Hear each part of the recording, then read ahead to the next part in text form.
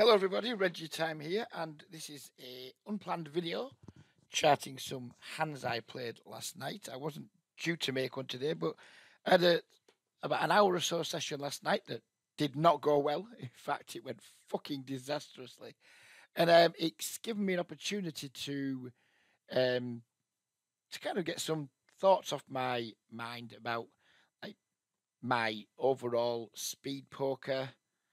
Um, don't want to call it a career because that would be a fucking joke. But, my overall speed poker like journey, if you will. So yeah, before we get into the hands and what I want to talk about, thank you everyone so far yesterday for who watched and commented on the video. I really do enjoy seeing the comments. I love seeing the likes, and we actually got picked up I think 7 new subscribers.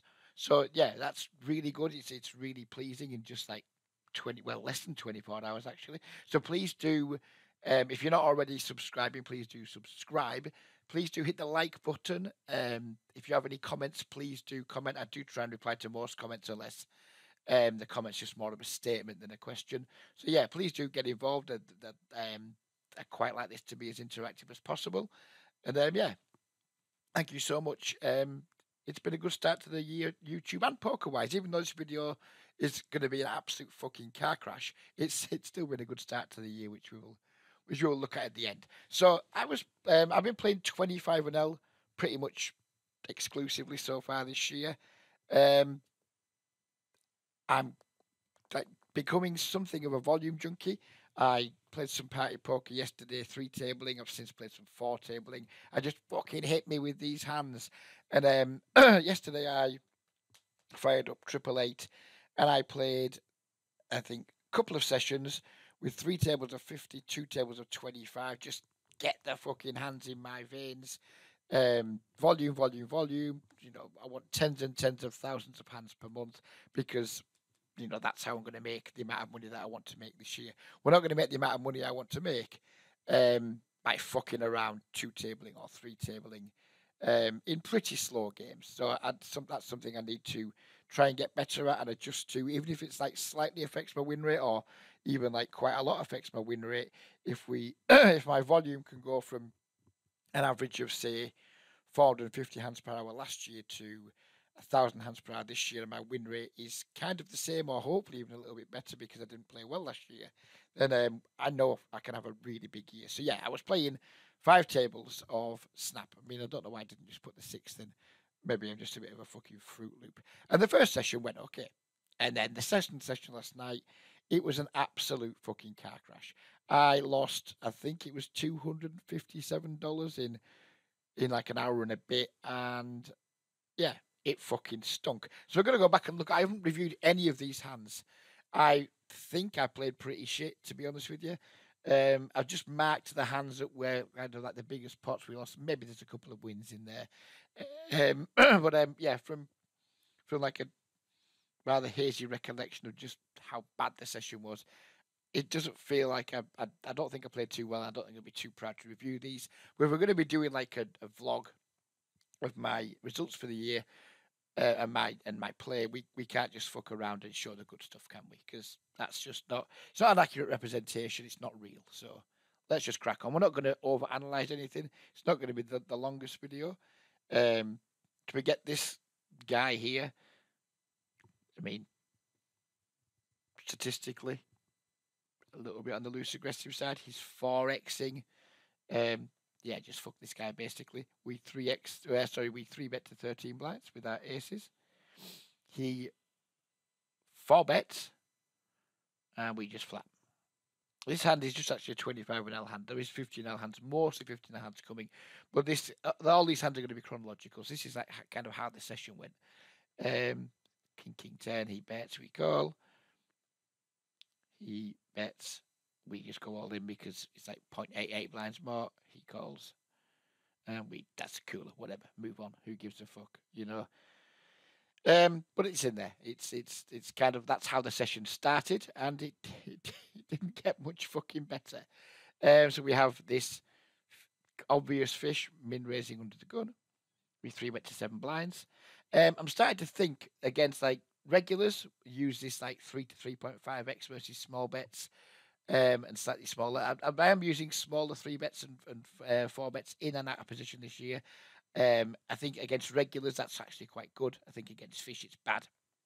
I think we probably just need to charge these people the fucking moron tax, and just 3 bet more because they are the morons of the game, and we need to make sure we isolate them and we don't pick up cold callers behind because we make it too cheap, and B, just punish their loose ranges. So I think against bad players, I need to like deviating from my 3 to 3.5 x 3 bet sizing. We do pick up the cold caller here, which had we made this 10 blinds, maybe we wouldn't, maybe we would have, who knows. Anyway, we go multi-way. We flop trips. We bet. He calls. So we lose the guy we wanted to play a pot with, and we keep this guy. At this point, I was thinking his range probably maybe like pocket pairs. He could have some traps, but I doubt it. I was thinking maybe like pocket tens, pocket nines, pocket eights. Probably even as far as deuces. If you're having a cold calling range, with pocket pairs, you're probably going all the way down to deuces, I would imagine. Pretty hard to have a queen, of course, but who knows? Turns to 4, and he just leads out half pot now, which I found a little bit strange. I'm not sure what the fuck was going on here from happened Yo-Yo Toulouche. It's not a line you see very often. Cold call at the small blind, check call on this dry board and lead turn, but I mean, we just have an easy call. And then the river is an 8. And he goes around half pot again. And I think our only decision here is jam or call. There is no fold button, of course. I didn't really see what I could get called by that was worse. There's no obvious draws. I mean, maybe, you could argue we picked up a flush draw on the turn. We see better backdoors, picked up a flush draw. So we could jam to try and like rep miss clubs, but I mean, I don't think it's necessary. I think it's probably being a bit too fucking cute. So we did just call. He had the ace queen of hearts, and I think no matter what size we make this, even if we charged him the moron tax, he still would have come along, and we still would have lost the pot. So again, I'm not bothered about the first hand. Played that fine. This one, I'll give myself a pass on this one. This wasn't a badly played hand in my opinion. I think there's some to come there. We have the queens here. We min raise, get an unknown, obvious, clear fish. The reason we know this guy is a fish is A, he doesn't have a full stack. B, he's got "You'll Never Walk Alone" in his thing. And to quote my very good friend Duesenberg, people like this is the absolute classic fish screen name. Using their own name, that football reference on the end of it, or a year. So, I mean, the only thing that would make this better if it was like Sean, You'll Never Walk Alone, 1983 or something like that. We know this guy is like uber fish, and we're delighted to be in pots with him. We get squeezed by in my opinion, relatively solid Scandinavian reg, Dan one. I think he's a decent enough player. We just call because I don't really want to get queens in pre against Dan one. I don't think he's going to get it in with worse. I think if we 4-bet here and Dan one doesn't fold, then we're going to be either in a coin flip or fucked. And we also knock this guy out of the pot, so we called, and then this guy folds anyway. And then this other regular who cold called from the small blind is just cold called again. So well played, Malamojo. And we flop ourselves a top set, which is fucking delightful. This is one we might win, I guess. It's going to be pretty hard to fucking lose this one. He donks, we just call. King on the turn. He goes really big, only even 35. I remember this hand now. So we just rip it in, assuming that, we just got him. I presumed he had like pocket fives, pocket sixes.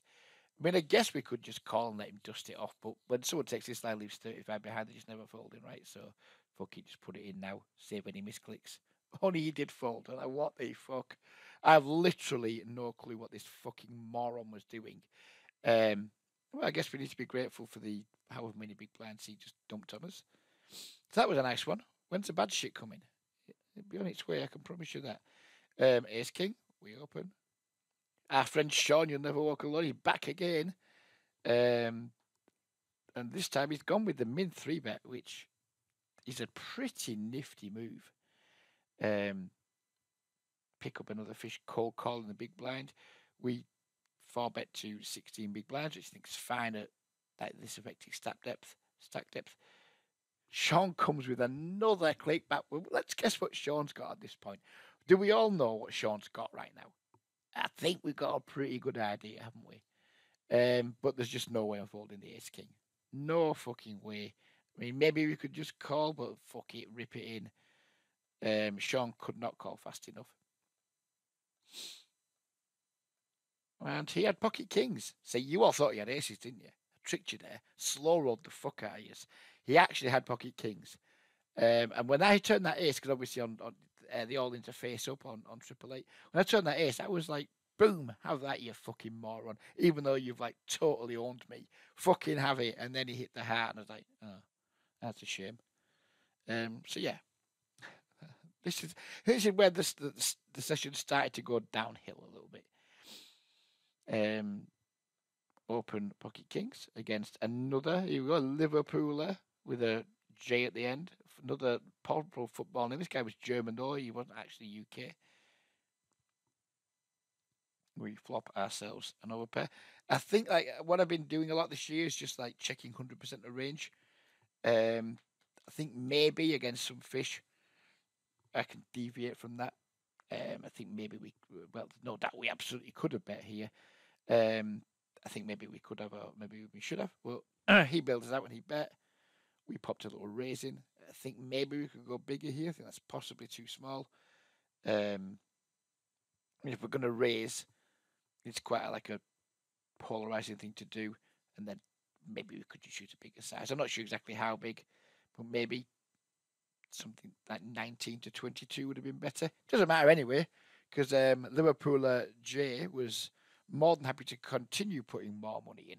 And this is a pretty grim spot because we've like check raised and been 3-bet.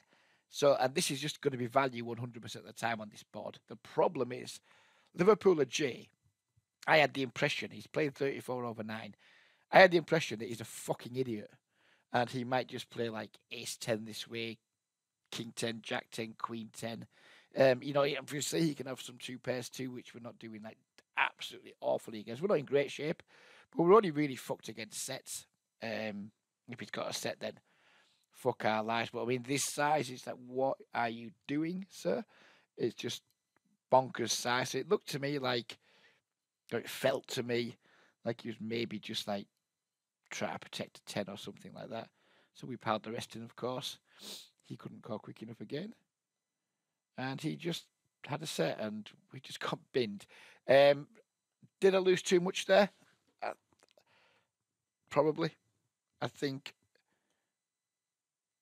well, I don't know. I mean, I think the check raise is fine. I think we can also lead flop, and then if we lead, he raises, then we just call, and then we probably get felted anyway. I think whichever happens there, we probably get felted. Although I did make it remarkably easy for Liverpooler to get his job done. Ace 10. We have another whale. 10-2 off. Playing 45 over 2. We 3-bet. I think this maybe is a mistake from the off. 3-betting against someone playing 45 over 2. I think we can just flat this, and if we don't like flatting, we can maybe just fold. I don't like flatting because we can get squeezed, but these games on Triple Eight aren't especially squeeze heavy, so I think we could certainly just flat this against someone playing 45/2. But I didn't. I 3-bet. He calls. We flop ourselves a top pair. He leads for just about full pot. I mean, I think against someone who wasn't as bad as 10-2 off, I think we can maybe have some slow plays here sometimes and just call and just see what develops. Against this guy again, you know, just like, well, he can have flush draws, he can have worse 10x. You know, who knows what he can have. Just get the value now while it's there. I'll try to. So we did raise. I think maybe we could raise bigger. If he has like a 10, he's not folding. If he has diamonds, he has some kind of draw, he's probably not folding. I think this size is too cute. I think we can just go bigger here, like go up to 45 445, which I don't think it's a massive deal, but I think we could have gone bigger. Doesn't matter anyway, because 10-2 off just ripped it in our face. I was like, oh, fuck. But there's no way we can fold. You know, you cannot be overplaying a worse 10. You can have draws, etc. So in she goes again. And again, we don't win because someone's just flopped a set against us, and we've ensured that they win the maximum. Well played, Reggie. Right, so this time we have the 9-10 of hearts. This guy, I'm pretty sure is a bot. Incredibly similar stats to. Oh no, actually no. Sorry, ignore me. I don't think this guy is a bot. I don't think he is one. He's got similar stats to the bots, and I suspected he was a bot at first, but I don't think he is because he isn't displaying the sizing tell. Now, interestingly, I was chatting to somebody the other day, and they were saying they might not necessarily be bots. They could just be like Eastern European players playing from a script. I wasn't entirely sure what he meant by that, but if it is someone like playing using a script rather than actually a bot, maybe they're using different sizes because the rest of these stats are very similar. And this player was from Kazakhstan, which is where most of the bots seem to emanate from. So I'm not sure. Bot, no bot, don't know. But irritating, whatever. We 3-bet the 9-10 suited from the big blind. I think this is probably all right because this guy's opening 20% under the gun.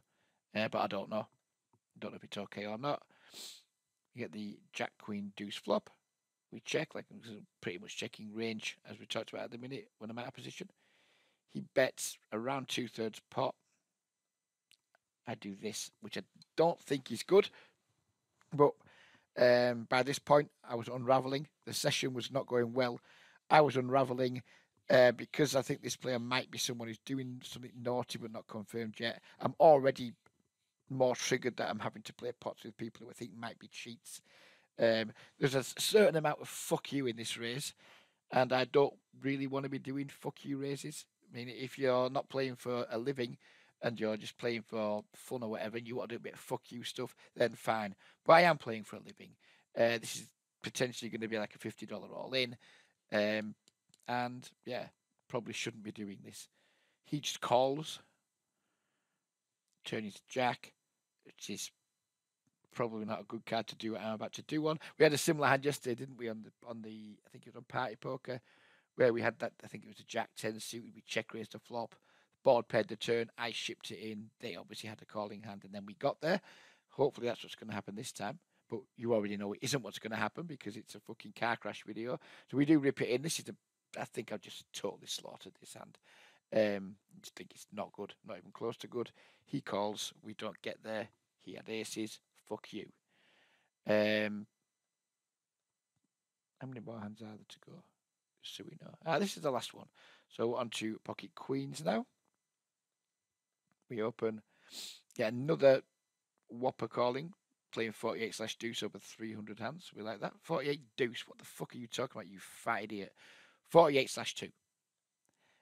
We get squeezed by a pretty bog standard reg in the big blind. We go with the 4-bet this time to 28 big blinds. Don't really want to go multi. I think if we call here, then go to call calls and you multi-way with queens, which you don't really want to be. He jams, we call whatever.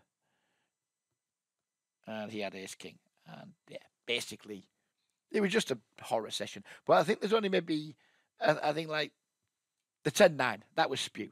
There's no denying that. That was one that didn't need to give away. The others were maybe me just being a little bit too greedy against fish and that just running into the top of their range both times. I don't think they're necessarily too bad. And we could have taken different lines. If we were to look at things from like a how could I have cut my losses perspective, we could have taken different lines and cut our losses. But when you have good hands against fish, you just kind of want to try and play big pots. And if you run into the top of their range like we did yesterday, then I guess you run into the top of their range. So there's only really the 10-9 hand that I'm going to give myself a proper bollocking for. And again, this was just pure unmitigated spew. The 3-bet pre is fine. I think we could probably just check call here, to be honest. Not check raise, but I was obviously a bit steamed up. And then the turn jam is just fucking horrendous. And we lost a maximum, and we deserve to lose a maximum. So how's the graph looking? Here it is for the year so far. What's most impressive thing is we have played close to 14,000 hands already. This was like the car crash session from last night. I've since played 2 sessions on party poker, and um, we've recovered well. There's been no hangover from that session. Moved back down to 25 and L, and yeah, it's gone okay. We can't grumble with the recovery. In terms of big blinds, we've almost recovered that too. And I think like big blinds needs to be the metric that we measure things in. When you're like playing across like multiple limits, I think big blinds needs to be the metric, not dollars, not dollar amount won. And I'm still really pleased how it's gone. Last night's session was a cunt. It annoyed me because I think it was like I lost $257 in like an hour and a bit. It's really annoying. It's a horrible downswing to have. And maybe if we hadn't had such a good start and then this downswing had taken us into the negative, I would have had a wobble about, oh, I don't really want to be playing speed poker. It's fucking bullshit, etc., etc. But you know, I'm here for the long haul this year. I'm here for the volume. I'm here for the just put the fucking grind in and get the money. You know, I know full well that if I put the grind in and I keep putting the grind in, at the end of the year, I will just get the money. You know, whether that's a 3.5 to 4 blind win rate, whether that's a 6 blind win rate, which I'd really like it to be, whether it's maybe even more, who knows? It's just what I need to do. When you have those sessions, you're just going to brush them off. And as Wallace says on his Friday streams, it's just a flesh wound. Now, don't get me wrong, $257 in an hour and a bit. It's a pretty deep flesh wound, but that's all it is. These sessions are just going to happen from time to time. It's, you know, we're not going to play perfect all the time. Sometimes it's going to be in a bunch of setup hands. They're going to happen. If you're going to throw your toys at the pram and like start fucking around, I'm not doing this anymore. I'm going to go and play on the Sky, and I'm going to go and play. If you keep throwing your toys at the pram, then you're never going to achieve any level of consistency. You're not going to put your volume in. So I'm pleased with the fact that I bounced straight back. I had a rest. I watched some of my therapeutic videos, shall we say. I soothed myself, and then I got back on the grind. I played just a pretty short session because I was tired, but I didn't want to end the session. I didn't want to end the day, sorry. I didn't want to go to sleep on the back of that. I mean, it could have been worse. We could have like lost again and gone to sleep on the back of 2 bad sessions. And then this morning I've played a 4-table session of 25 and L fast forward. The games are still pretty shit, but we had nearly a 4-buy-in upswing in 1,600 hands. And those 1,600 hands only took like an hour and a quarter. So, yeah, I'm pretty pleased with how we've come back. Pretty pleased with how it's going, despite the car crash. Happy enough with my red line. If we go back to dollars for a moment. Where are we at? Well, the rate backs, starting to mount up a little bit, So yeah, I can't complain. I really can't complain. It's if it wasn't for that bad session last night, then I'd be really, really happy. But I'm still really happy. I'm just not really, really happy. So there we go. Yeah, hopefully I'll be back with Simon tomorrow reviewing some of his hands. So this wasn't meant to be a video. I was meant to only be back doing videos. Maybe Mondays, Thursdays, maybe Fridays.